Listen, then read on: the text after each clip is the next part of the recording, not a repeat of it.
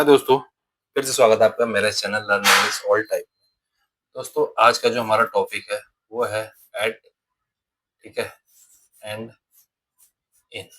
ठीक है, eight and in में किसका यूज करें, ठीक है, किसका उपयोग करें। दोस्तों, काफी इंपॉर्टेंट टॉपिक है। कई बार हम बोलते हैं कि हम अपनी लोकेशन बताते हैं, अपनी पोजीशन बताते हैं, तो हम वहां पे कंफ्यूजन रहते हैं हमेशा कि हमें इन का यूज करना है, एट का यूज करना है। तो ये हमेशा एक कंफ्यूजन भरा टॉपिक है। ठीक है, तो आज हम इस पे क्लियर बात करेंगे कि हमें इट का यूज करना है या एन का यूज करना है।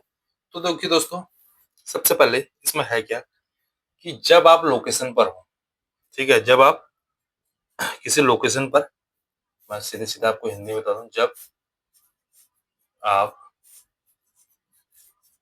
किसी लोकेशन पर, जब आप किसी लोकेशन पर काम कर रहे हो,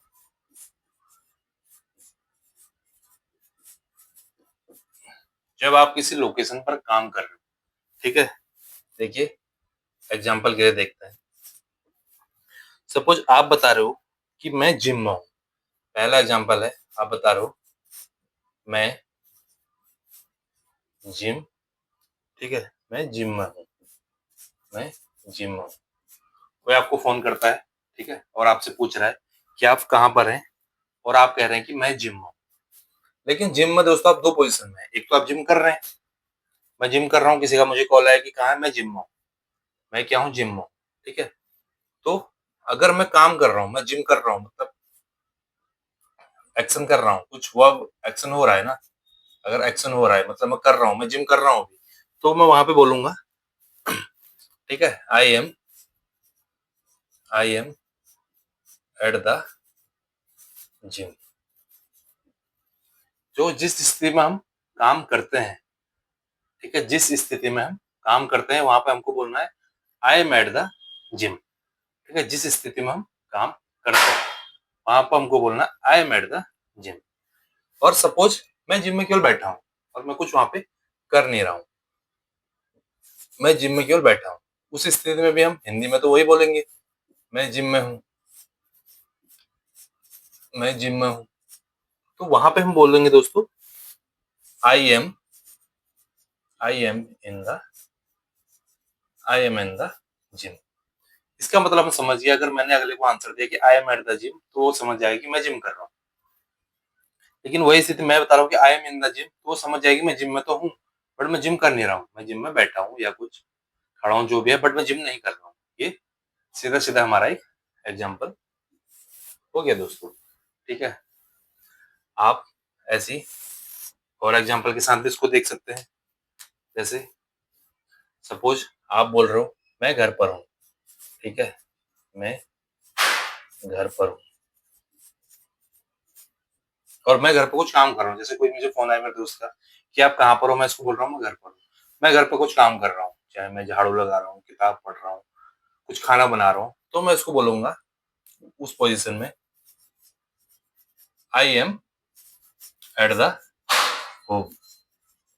दोस्तों उसका मतलब ये हो गया कि मैं घर पर तो हूँ लेकिन मैं कुछ काम कर रहा हूँ। I am at the home, मैं घर पर तो हूँ लेकिन मैं घर पर कुछ काम कर रहा हूँ।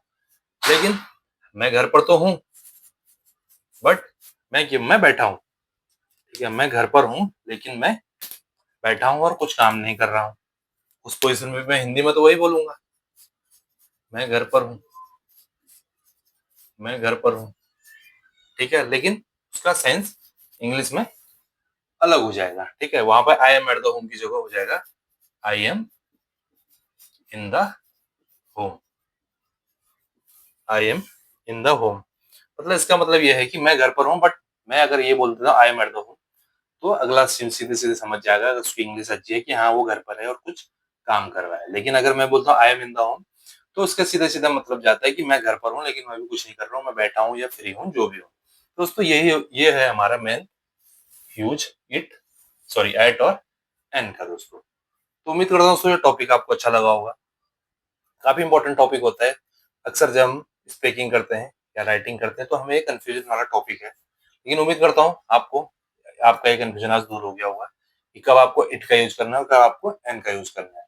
दोस्तों मुलाकात होगी अगली वीडियो में कुछ और चीजों के साथ, तब तक के लिए बाय बाय।